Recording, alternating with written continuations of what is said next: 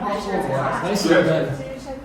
Yes, I talked to her. All right, good morning, ladies and gentlemen. No, I figured I'd see you in class. When last we met in this warmish slot, we were talking about intelligence, IQ. So let me just remind you of where we left off.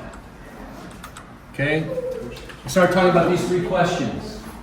Just kind of get your head into the game on intelligence. Then I think I gave you this description, this definition, that typically when we talk about IQ, we're talking about a numerical representation of what we believe someone's intelligence level or capacity is. At least at the time that they took, or that the test was administered to them.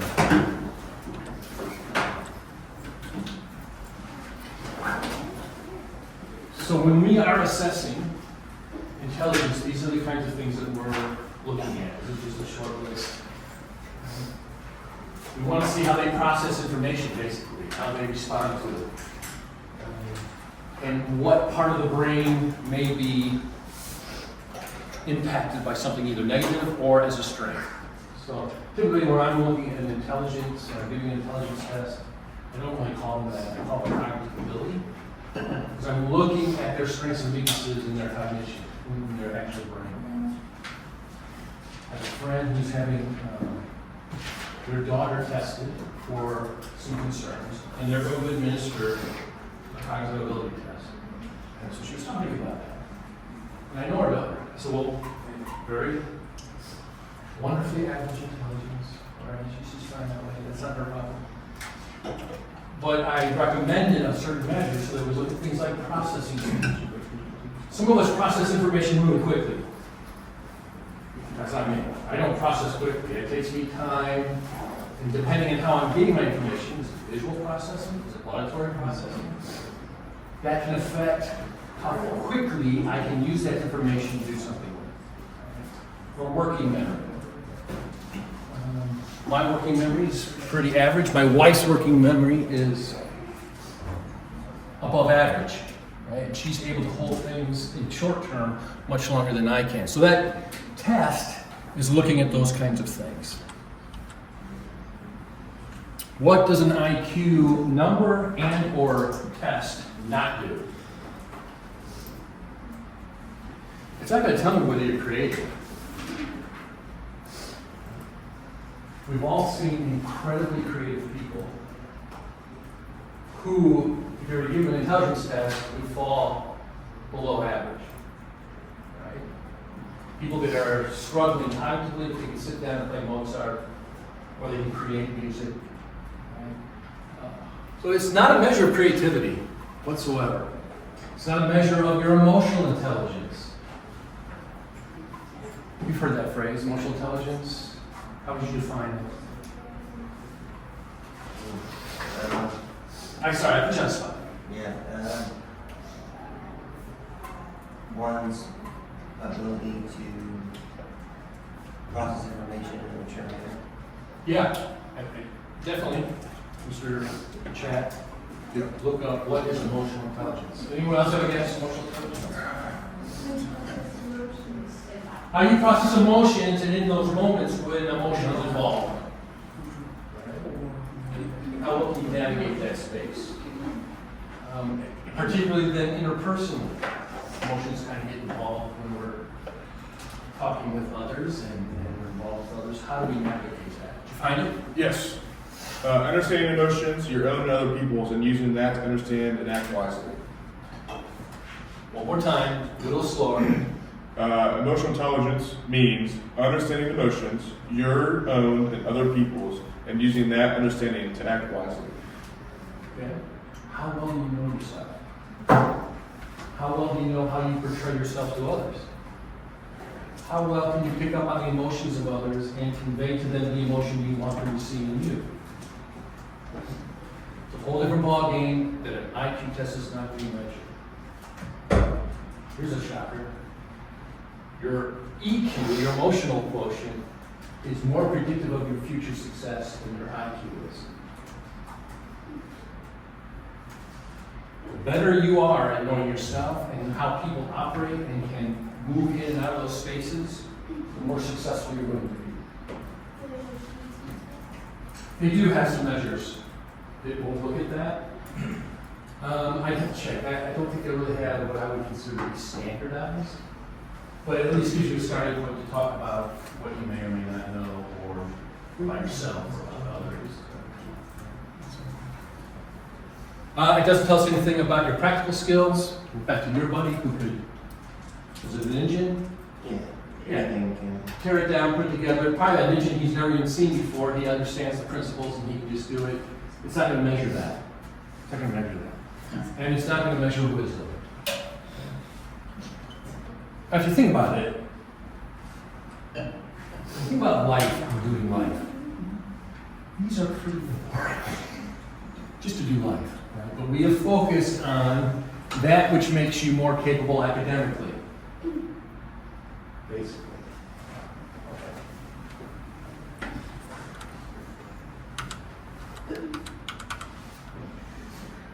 Someone brought this up, I think, on Wednesday. I just wanted to put it in front of you.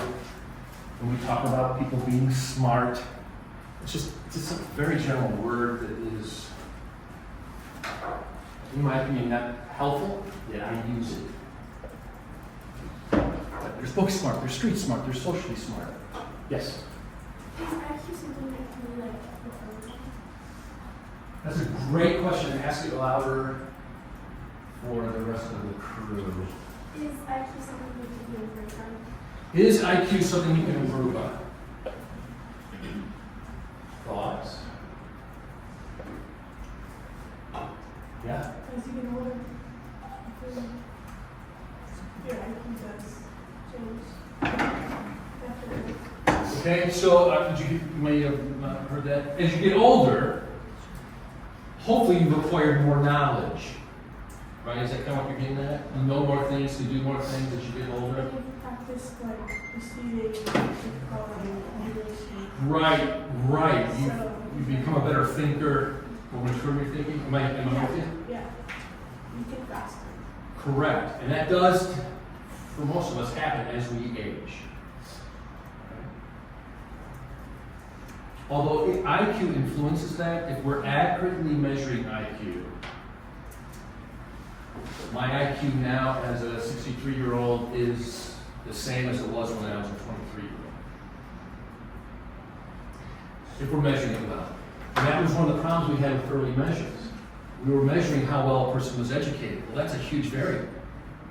I've been well educated. Does that mean I have a higher IQ than you? No, it just means I know more than you. So, we can influence it a little bit, up and down, through learning and through academics. But as a general rule, your IQ that you were born with, if you could measure it at birth, will remain relatively stable over time. Great question. Great response. So, I got myself in the house.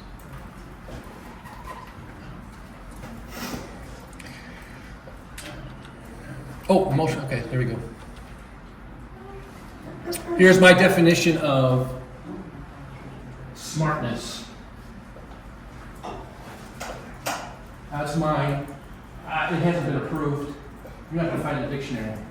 But this is how I look at your cognitive abilities. Do you have the capacity to meet the daily demands of life? Are there some demands that you have more difficulty with? Are there some demands that you're better at dealing with than others?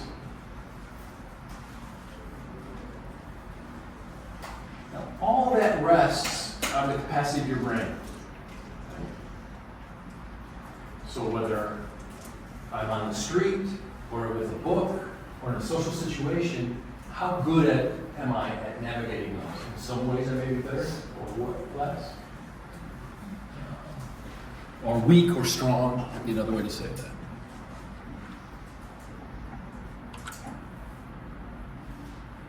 Now here is the textbook definition of intelligence. Go ahead and take it down so you have that as a reference.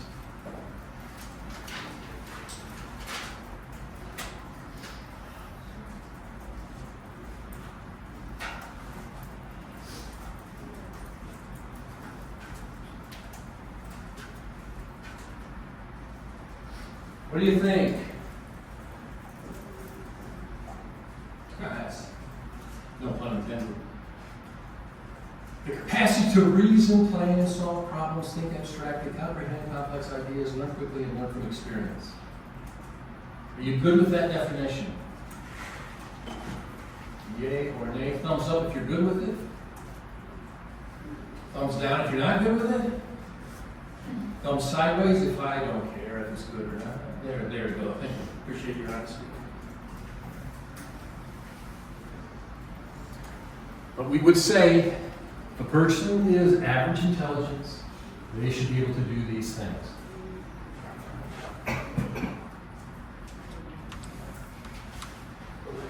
Okay. So now let me give you some of the ways question. Yes, I'm going back. Back on the slides. I am a terrible predictor of how long it takes. Yes. Like, just because, so my grandpa went like a decade and a half older than you. So, and like, he's very smart, but like, he's not all up there. Like, he's getting to that age. Yeah. So, like, what does that mean about his intelligence and smartness? Yeah, once your brain starts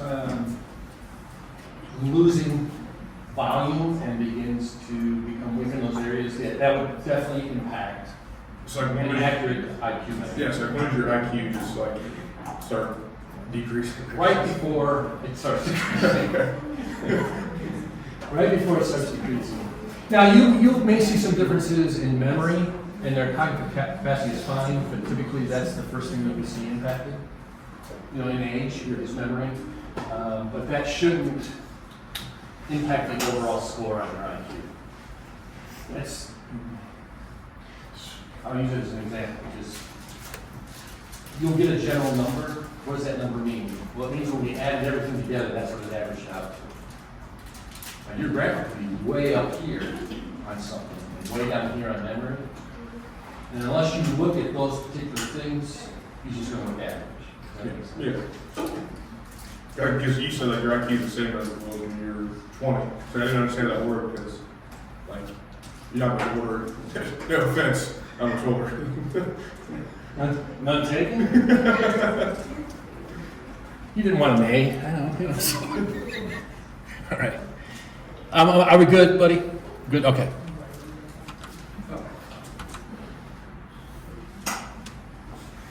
Here are things that I think are important for you to understand about intelligence. You may disagree, and that's fine.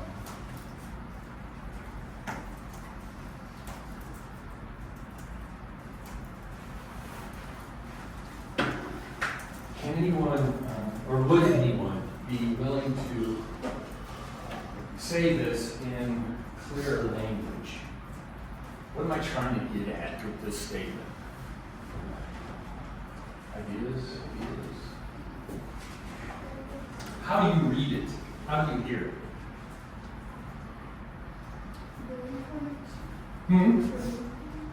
Brain formation. What about brain formation? Okay.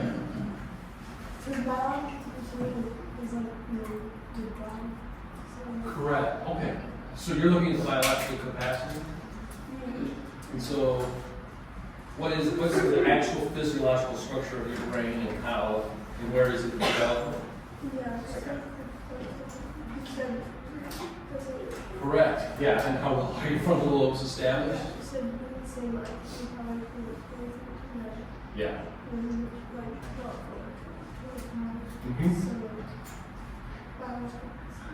Yeah, I love it. I think you're on the right track, actually. Yeah. I don't know if you heard that. Anyone else?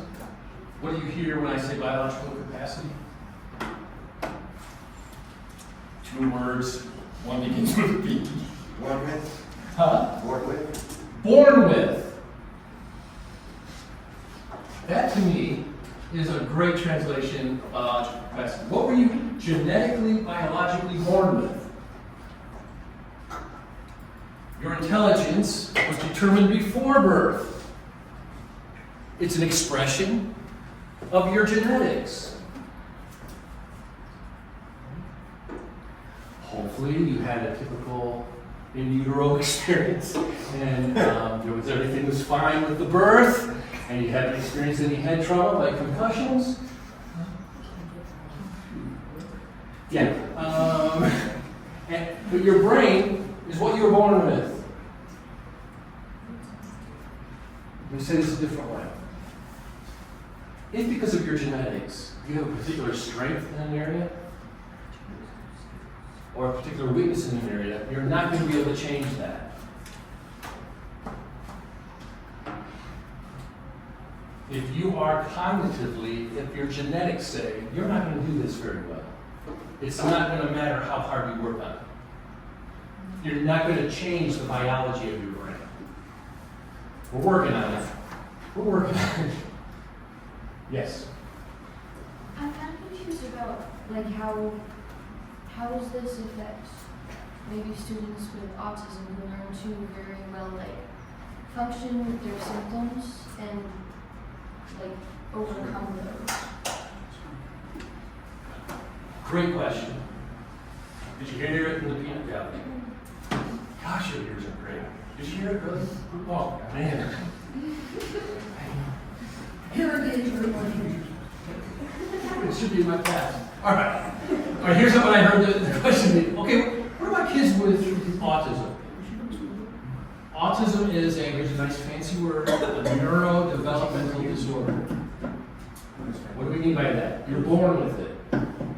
Your brain is wired differently than a typical brain. And because it's wired differently, you're going to express things differently than the typical person. We're on the same page there, probably? Yeah, Okay. It creates strengths and weaknesses. Correct.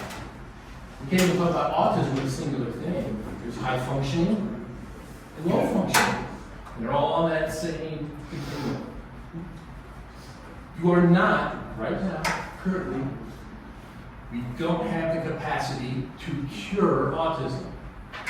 And I know several people with autism who don't want to be cured because they don't think there's anything wrong. And I agree with them. It's part of what makes them them. But if you're low functioning and you're not able to participate in life as freely, maybe a cure would be attractive. But so I'm born with this brain, I'm not going to fix it. I'm still teachable. I'm still shapeable. I can still grow. I mean, and that's what we've learned. People working with, do you work with kids with autism somewhere? Right.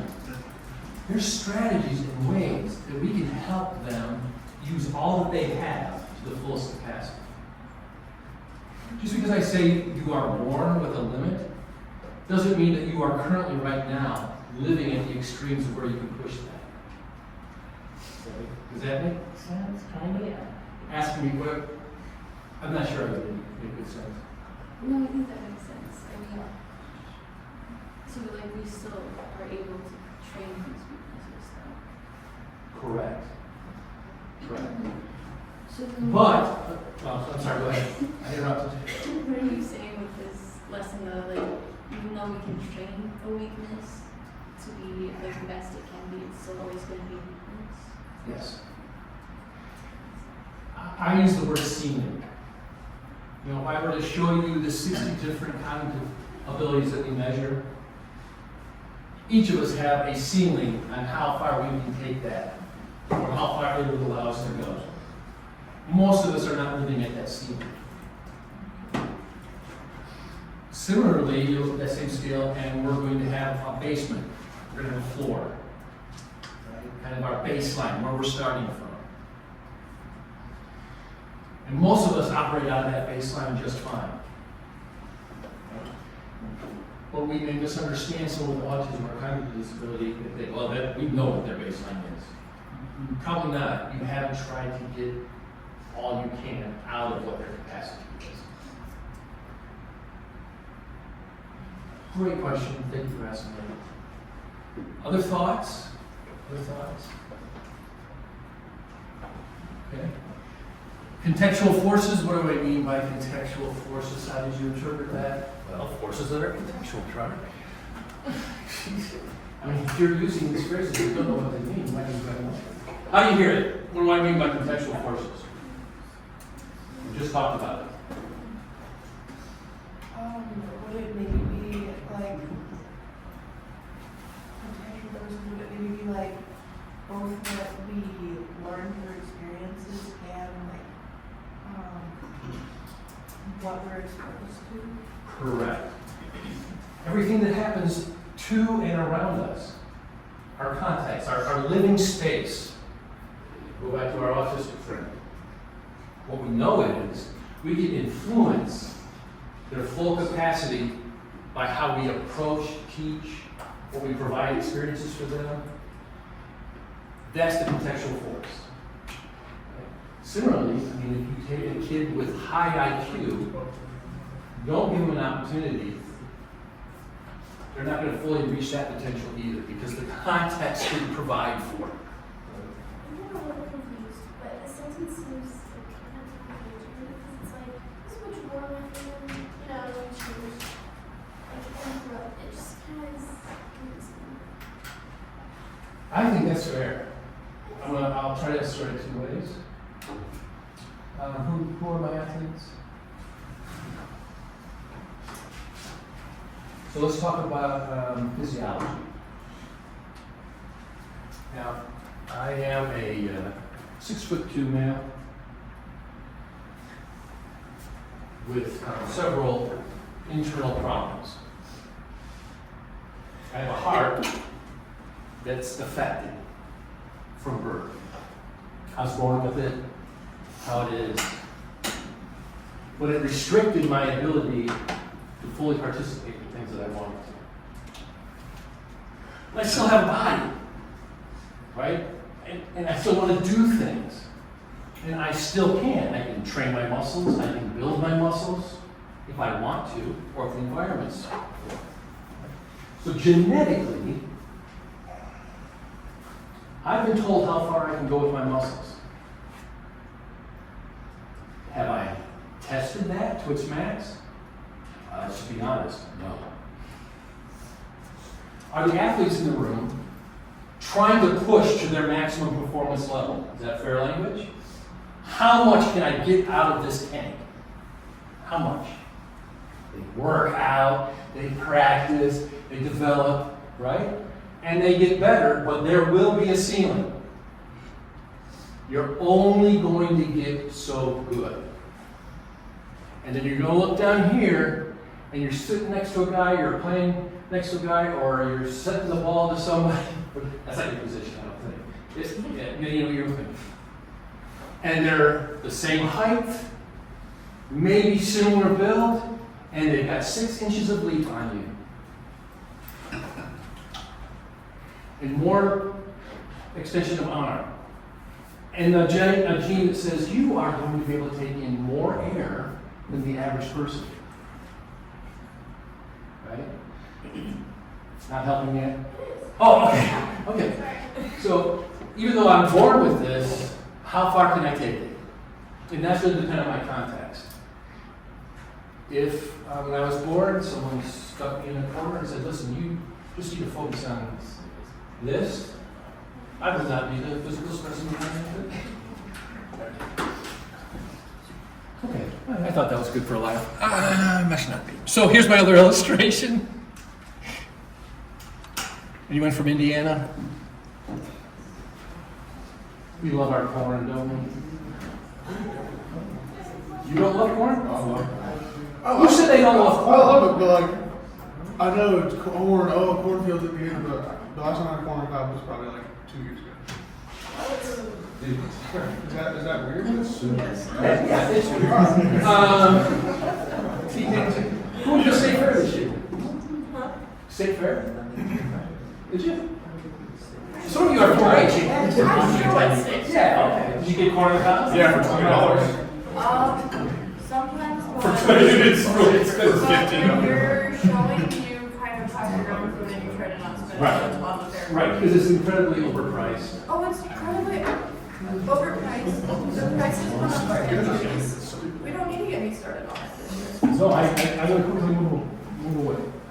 Okay. Anyone from a farming, rural background? Yes. Okay, hang on. Anyone else?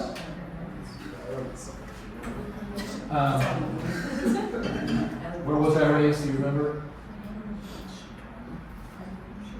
Chicago. So everything I know about farming is based on the 10 by 20 plot of garden that my father had in the suburbs. So I'm an expert. What makes good corn? Water.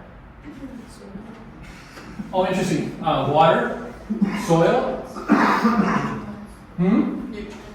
nutrients. I know like here they switch the field every year, like little bean one year, corn one year, and they switch it. Okay. Right, making sure that you're not. What's the correct word for doing something to the soil? Huh? Just making sure you put the nutrients back so you know they don't Yeah, you don't want to take everything out and then they can't replete. replenish. Read that word. It's dry. I was like, replete? That's not even a word, replete. All right, so you, guess what? You've mentioned some wonderfully contextual things. Water, sun, soil, nutrients. Is that enough, my farming friends, to grow good corn? Fertilizer. Fertilizer, nutrients? Weather, sure, can be a contextual factor. What is the biological factor when it comes to corn? It's a seed. It's the seed. Now, I'm about to blow your mind. There's good seed and there's bad seed. From what I understand, farmers, depending on the crop they're growing, spend a lot of money figuring out what's the best seed that's going to give me the best result and the best yield. We've gone so far as where we're genetically programming the seed so it'll do certain things. Oh, well, now we can use this fertilizer to kill the bugs and stuff because we genetically manipulated the seed. But the seed is the biological component. Everything that seed will become is within that seed. Now, if I take that wonderfully programmed seed and just to get biblical, I cast it into the weeds and go tend it, will it become the fullest that it could have been, that it was programmed to be? No. Or I cast it, and the birds come and eat it. Well, it's serving some purpose, but not the purpose it was intended for.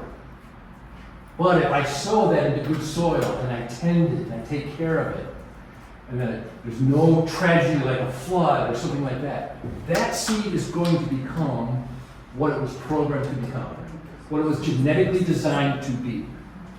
Right? I'm going to suggest that you are like corn.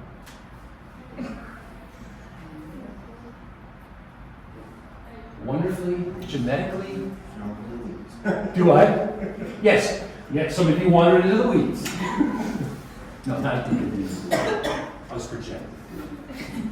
Okay? Does that help too? All right. I appreciate you saying that there needed to be clarity. All right. I won't bore you with this. I'll bore you with something else. All right, here we go.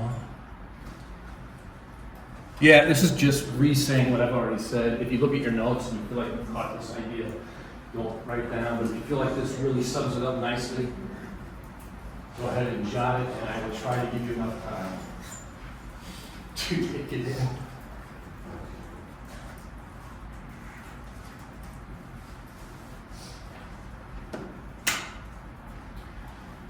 I'll just talk over you. I'll just try the silence, right? Awkward. We used to debate what was more important, the environment or genes, right? And what people become. Who determines what you are? Is it your environment or was it how you were born? If you come from a good bloodline, then you're going to be okay, right? That is no longer the argument. The answer is it, heredity or experience that makes you who you are? The answer is yes. There's this nice complex interaction between our genetics and our environment that produces the uniqueness that we are looking at right now. In 1980s, there were 2 basketball players, one from Maryland and obviously one from North Carolina. One became Michael Jordan. Right. The other, who in high school blew away athletically, talent-wise, everything else, Michael Jordan, can't remember his name, this is the reason why, is his environment led him to prison, the other one to the NBA. Right, so then you have those outcomes. Well, we may never know if he could have reached that level, right? It's like, he got cast in, I don't want to argue about, but obviously the context was such that he will never know that. He's stealing down as he sits in the prison, which is sad. But they were both phenoms. I need to look up that story. I've heard that story before, and I need to look it up, so we can at least give a name. Yeah, I forget his name. I used to know it, but I don't remember anymore. Do you know who Michael Jordan is? LeBron's better. Okay. He says LeBron is better. I'm just going to say one word. Wrong. But there is a debate to be made. There is a debate. All right, you have your LeBron. I'll have my Michael. We all know who'd win one-on-one. Okay, moving forward. Do I want to talk about twins? I don't know that I do. Yeah, this is just giving you the details on the study. It was a 20-year longevity study. 100 sets of twins that were raised apart. Identical twins. They had the same genetic code, right? But they were raised in different contexts. When they measured their IQs, they were still remarkably similar. The IQ, maybe not their expression of their IQ, but when we measured their genetic ability, they remained very similar.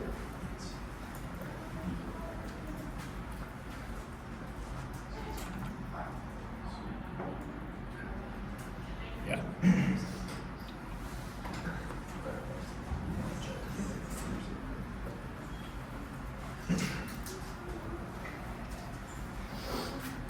I think this is a statement that at times can cause you to pause a little bit. Seems like, I'm predisposed. I mean, I'm living out of something that I don't ultimately have control over. And there's a part of me, I'm a big free will guy, I like free will, goes, well, I don't like being predetermined. I guess it's the negative way to look at it. All right, I give you enough time? Let's see. Okay, I've said it. All right, let me introduce this to you. We'll talk about it for a few minutes and then let's get the weekend started. Intelligence is a social construct. In the classroom. Probably know what I mean by social construct? You want to give it a shot? It's kind of an arbitrary thing that we've all kind of non-verbally agreed is. That is one of the best definitions I've heard. It doesn't Yes. actually really mean anything, but we've all kind of agreed that it's fact, even though it's not really. Yes. Did you catch that? Can you say it seriously? This will be the best definition. I don't you hear. remember what I said. And I'm going to complicate it in just a second. So, a social construct is. What did I say? I know I used the word arbitrary. I know you did. That was really beautiful.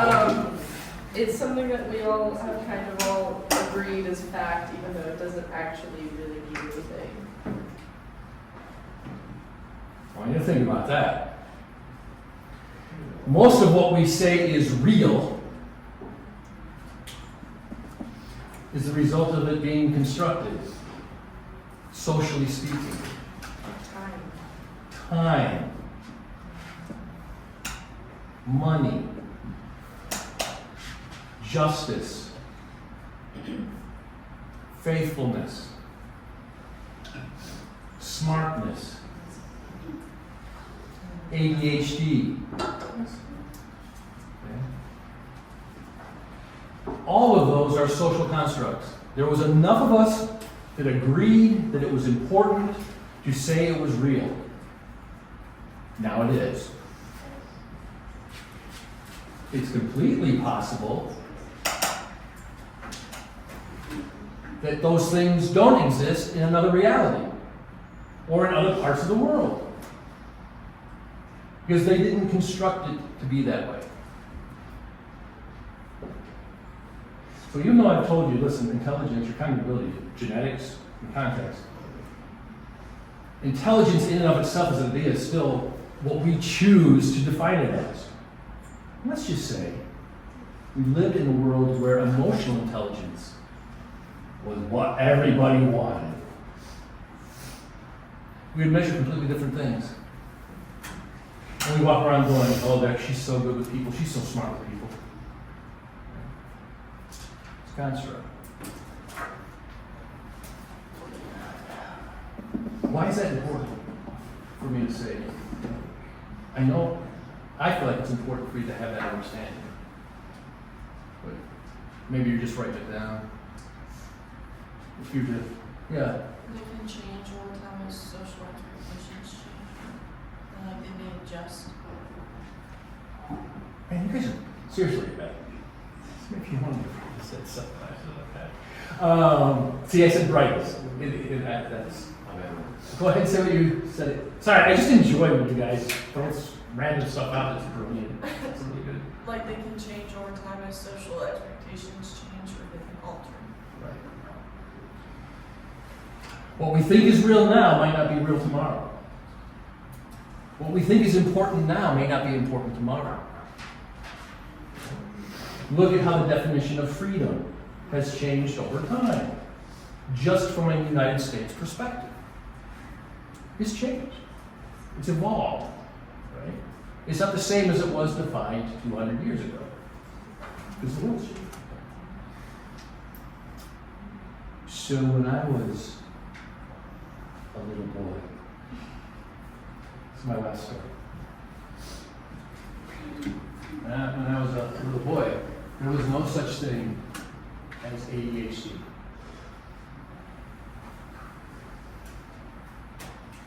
Didn't exist. It was not a condition I could be defined by. Oh, between you and me, I think I have some characteristics of ADHD. You know what I'm saying? Thank God I didn't get it. But then around the 70s and 80s, it became forefront. There was a set of behaviors that troubled enough of us where we went, I think we have a problem here. These kids will not sit still. They just want to be out and going and running and playing. Or they just can't stay concentrating on a subject very long. This is a problem. We should look into it. Okay? Now let me back up. Do I think there's a neurological problem related to inattentiveness? Yes, there's a bunch of us.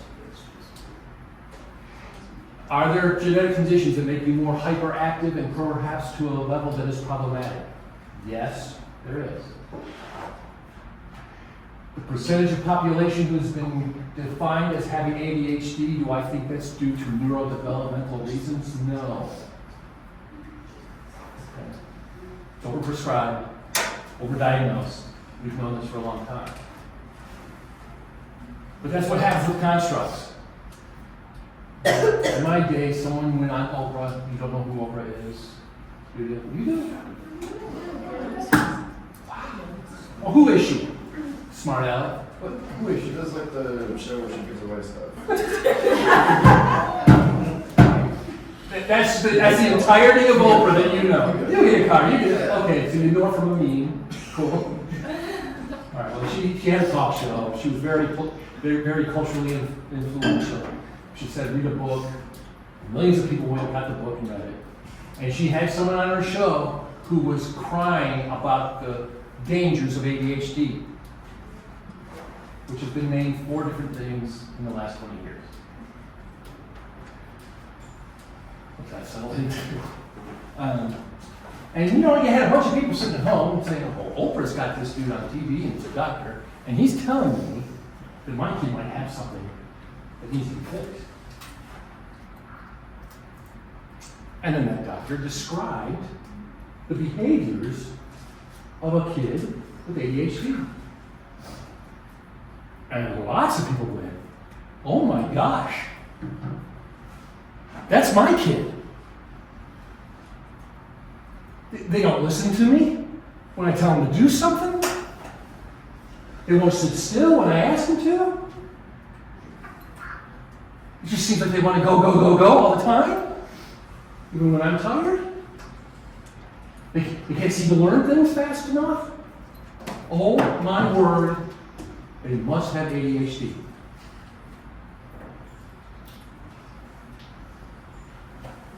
So they went to the doctor. And they said, Doc, have you heard of this thing called ADHD? Oh, yes, of course. I'm well read. I keep up on all the journals. I'm very familiar with it. My kid has it. My kid has it. Oh, well, tell me why you think that. Let me walk you through a questionnaire. Yes, no questionnaire. Does your kid find it difficult to concentrate? Oh, yes. Down that list they went. Well, here's what we need to do. Your kid is definitely got ADHD. I haven't met him. I haven't seen him. I'm going by the word of an expert parent. If this kid is not the result of the need for improved parenting, or simply being developmentally appropriate because they're a little kid, let's give them a medicine that we have that will help them. I like medicine. I've got 5 pills in my pocket right now. I'm going to take a lunch. I like my medicine. So they gave the medicine to the kids, and guess what? Their behavior changed.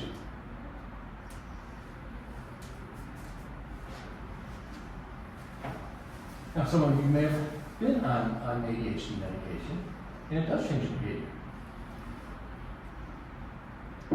Any of us could take it and it would change your behavior. It used to be that ADHD medication was the campus drug of choice. It's basically speed. And people who had been going into midterms and finals would try to find someone that had ADHD and had some learning, and they're like, hey man, I'll give you $20 for 2 pills. Here you go. Pop them in, and oh my gosh, I can save all my money. Okay. Hopefully you can see some of the problems there. I'm not saying that there are not truly individuals that have inattentiveness to a clinical degree, or who are physiologically prone to being hyperactive beyond the typical levels. But we diagnose this so much that it should just be normal. We would expect that if that was a real problem, it would only be 5%, 7% of the population. You know, it's much more. Okay, social constructs, they're fun. Have fun this weekend.